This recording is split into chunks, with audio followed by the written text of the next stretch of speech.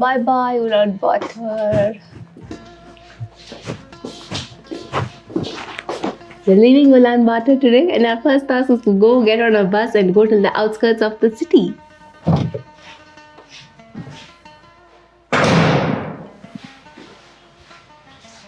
We've just stepped out of the apartment. We're now on the street. We just picked up a Mars bar from the supermarket. It's our last few minutes in Ulaanbaatar city center. So the plan now is to get on a bus that will hopefully take us out to the west side of the city's outskirts, and then we have to start hitchhiking from there. So it's around 9 a.m. now, and I just weighed my bag at 17 kgs. I don't even know how that happened. When we left home, it was just 5 kilos without the laptops, right? Yeah, and now it's 17, and I don't think I have anything extra. I'm really concerned. Maybe the weighing machine is wrong.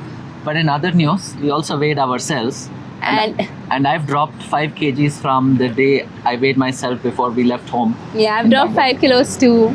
So now you want the machine to be right or wrong? Of course, it's right. Not seen that in a long time.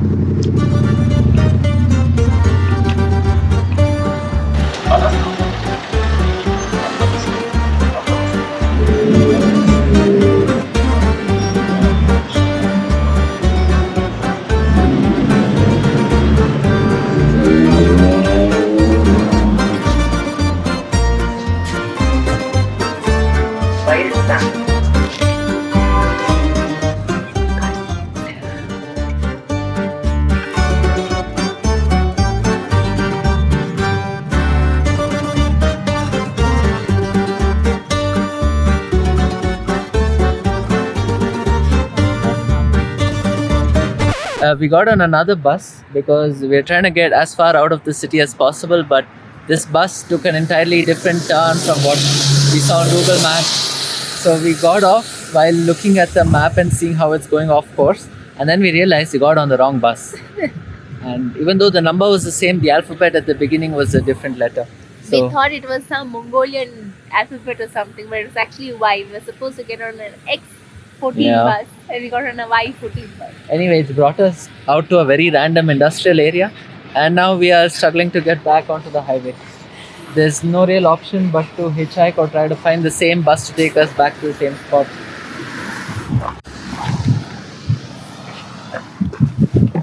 Oh, bye Lala. Yeah.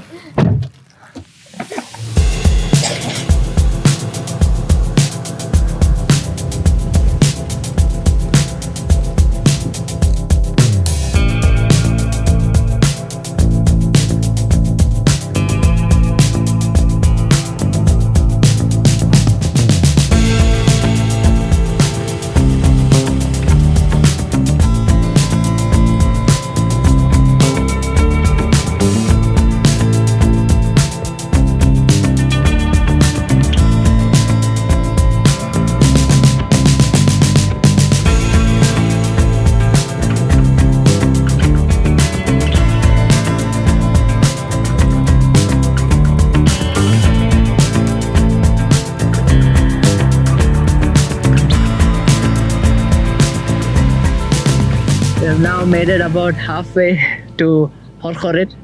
We are on the national highway of Mongolia. This is the Trans-Mongolian highway, and it's incredibly beautiful.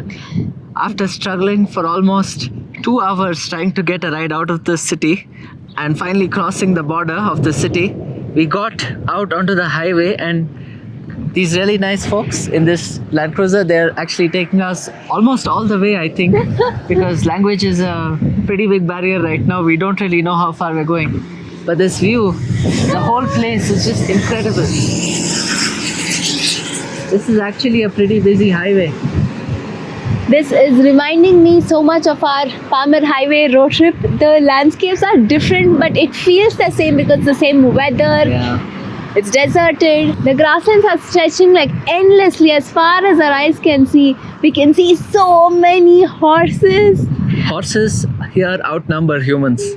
That's something we had read on the internet, but now we're getting to see it in person. It's just incredibly green, or it's incredibly brown because of the mountains. And then everything is just endless. Like right now in front of us, there's a vast grassland, and behind that some mountains, and then there's a huge layer of clouds, and it's raining there. And you can all see this so clearly.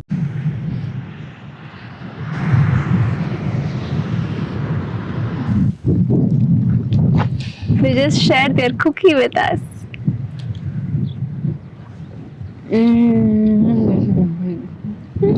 Oh, look, it's an oaz.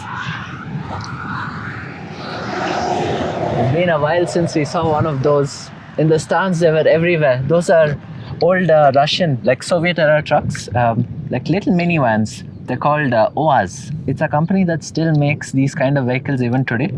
It's so cool that the vintage look hasn't died. How's the biscuit?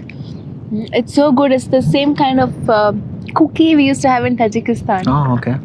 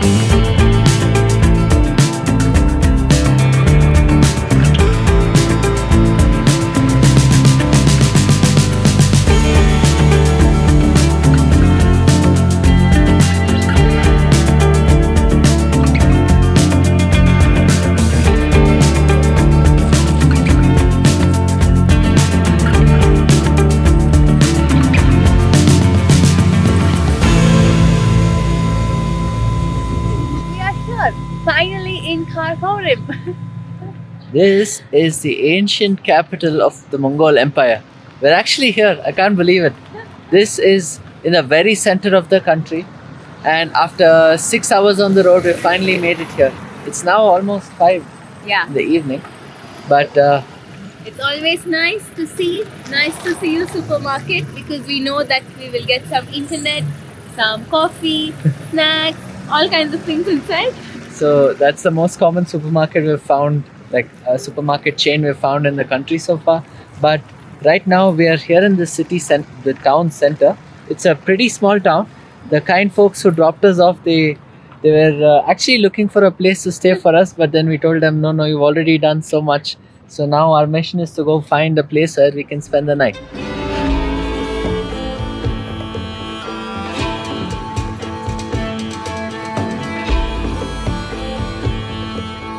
After walking around for a little while trying to look for a cheap place that we could stay at, we realized Kharkhorin is quite expensive.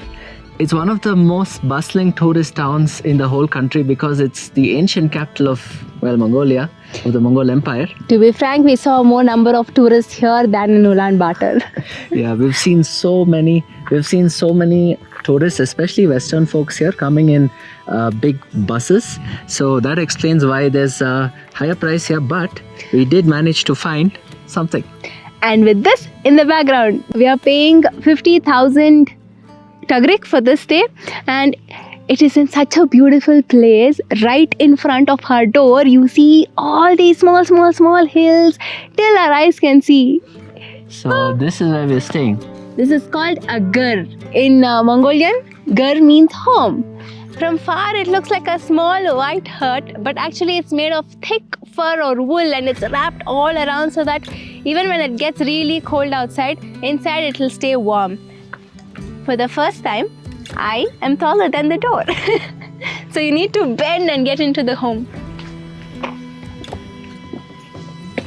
So this is what it looks like from inside. It actually has a wooden frame so that the structure remains as it is. But you know, it gets so cold in Mongolia. In order to keep it warm inside, they have insulated it so well with multiple layers of cloth and wool. Look at this, how thick this is. So even if it gets really cold outside, it will be warm and cozy inside. And this entire gur is just for me and Navneet. It's for just 2 people. So they have 2 cots and a small table with 2 stools. Oh, and they've even kept some wood here, so I think they will light it up in the night and make it warm. They do have a skylight in here, but they also have one LED lamp there and charging points. So that's what our home for tonight looks like. And we're actually very, very close to a river that flows here. It's called the Orkhan River. In Mongolia, very similar to the Central Asian stance, the letter X is pronounced like K and H or X. They both mean the same sound, which is So when you say Orkhan, it is spelled as Orkhan, but it's actually pronounced as Orkhan. So and even this place, Kharkhorin, as we read it on Google Maps, it's actually pronounced as Kharkhorin. Or Kharkhorin. To make it easier, a lot of people just say Kharkhorin.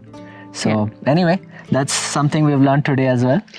The last time we stayed in one of these camps was in Kyrgyzstan near the Songkul Lake, where we got to spend 2 nights beside the lake. Yeah, that was also a very beautiful time.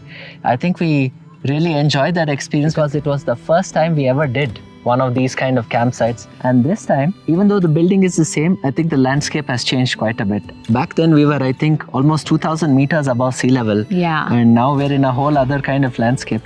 But it still has the same kind of a vibe, which brings back some very nice memories. I think last time we were also sharing it with other people. This time we get the entire gur to ourselves. So it's actually our private home. Yes. We have quite a few gurs here. I think there's about 12 or 15 of them in this whole line. And then there are a few other camps all across the plains here. We also just learnt that there might be a Nadam festival celebration here tomorrow in this area.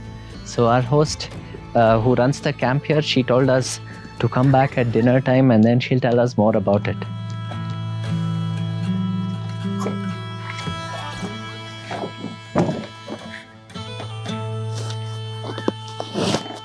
They don't have locks for the door, so we are using our own small padlock.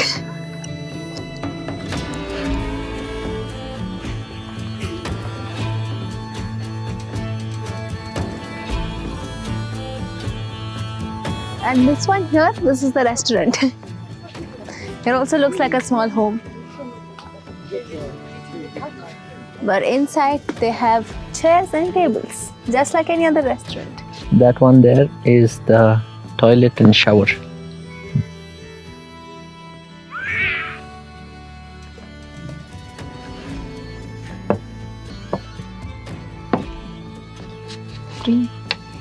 Well, it's dinner time and we got ourselves some rice, some bread, tomato, cucumber and some salad. And we paid 15,000 tagrik for this. And we're also getting some tea. We originally ordered just one portion, but because we're having it without meat, I guess we got 2 portions. So now both Shish and I have the same meal. This is actually the first meal we're having today. We've only had a Mars bar when we left the city and then one biscuit that the guy who gave us a ride offered. So, full meals time.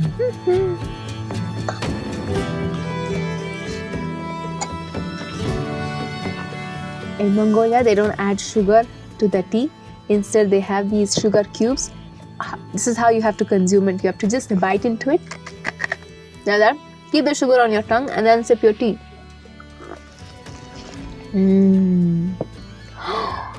Or you can even have candy instead of sugar. The food is super simple and homely. It's just rice and some stir-fried veggies. It's perfect. It's calming on the stomach.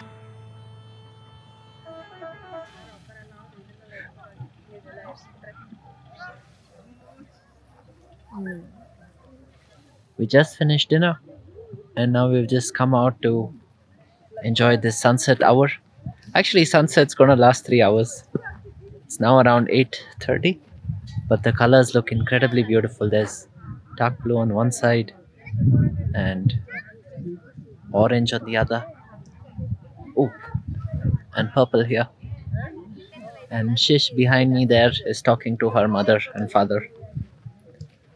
This is typically what we do almost every day. Evening time is when we call home or home calls us. So it's typically around late afternoon or evening time in India and just before we go to sleep here.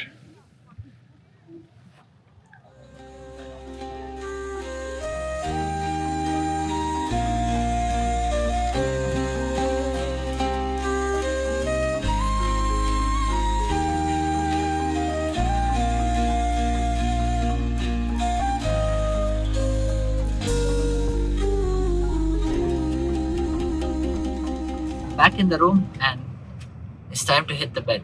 So we'll see you guys in the next vlog tomorrow. Bye. Say bye.